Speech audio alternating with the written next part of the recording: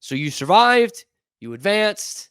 Now it's time to do the whole thing all over again, because waiting in there is the number 2 seed. By the way, chalked it all up.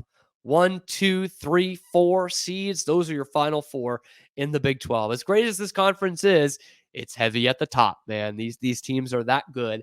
And it's Baylor and Iowa State. The rematch that we know the Cyclones have been prepping for a month and a half now, since they faced off. I think that was the first weekend in February that those two teams met at the Foster Pavilion.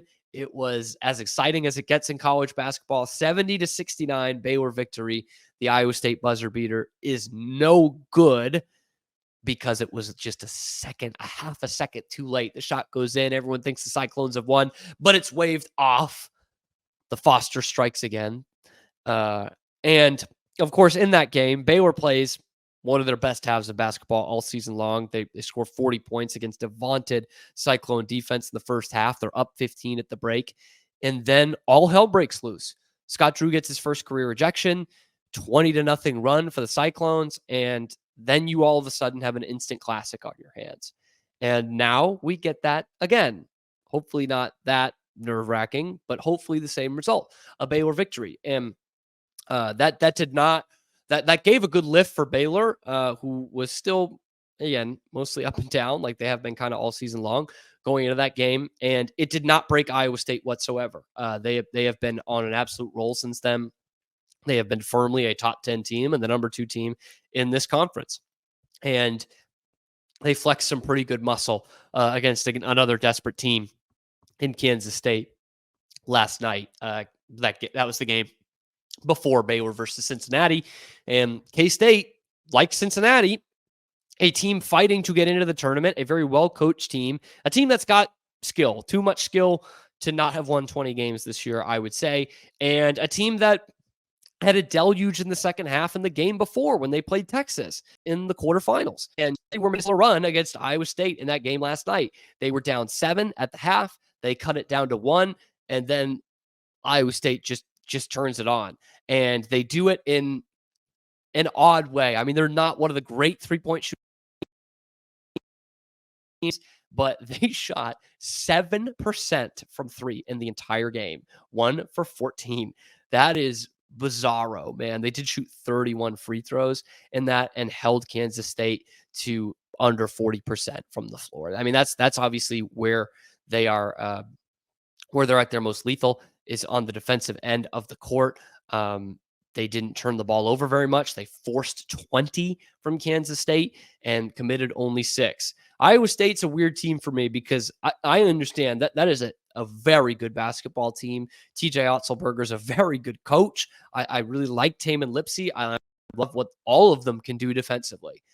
That said, I worry that they might be a Big 12 team that'll be on upset alert the first weekend because they just, like Houston, but with a little less talent, they go on these long stretches where they are ice cold and they don't have the offense. And on the flip side of that, they can flip a game on you by having great defense and garnering a 20-0 run like they did against Baylor the first time.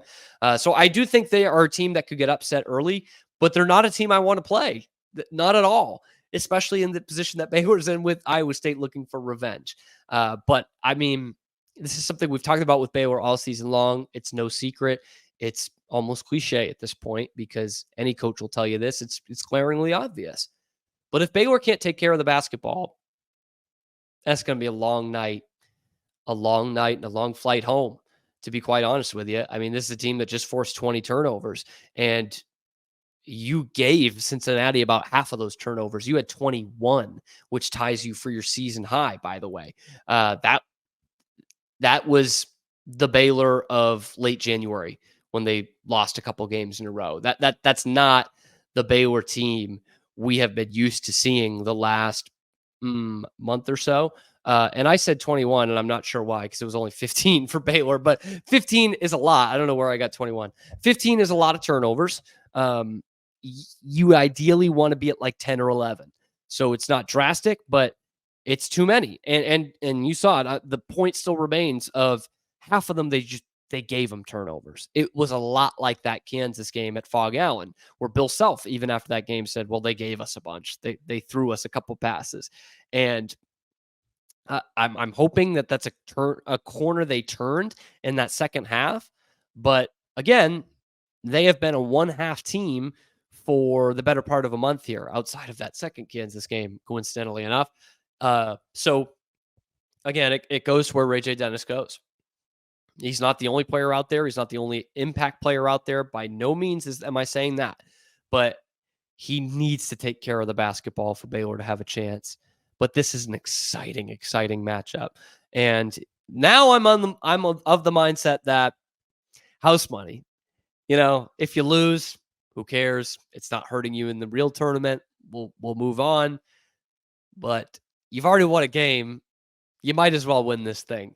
And Jalen Bridges, I talked about this on yesterday's show, but he had said, last year we looked just ahead to the championship. We just wanted to win the championship. And we didn't have the focus in the first game, which is alarming because their first game was against these Iowa State Cyclones. So they had already lost to twice in the 2023 season and then made it 3 times.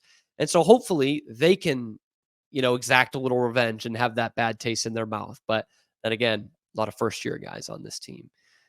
Whew, there's a lot in that. Let's get a Baylor Bears victory tonight, huh? Let me know what you think about this matchup tonight. Drop that down in the comments below. Also, what you liked and didn't like from this game against Cincinnati, and who your player of the game was. Mine was Ray J. Dennis, but it was not the same as Fran Fraschillas. So drop that down in the comments below. Be sure to like and subscribe. Tell your friends. Thank you for making it your first listen today. And every day, we will keep you briefed. As long as Baylor goes in this tournament, we at Locked On Baylor will be here. Again, thank you so much for being such a loyal audience. I really appreciate all you guys, especially in this month of March. There's so many of you that have been with us the whole season, and now we're just getting the good stuff here in March. So appreciate it, and appreciate you guys who are new to the channel and following along too. We are the only place that is giving you nothing but Baylor athletics content every single day.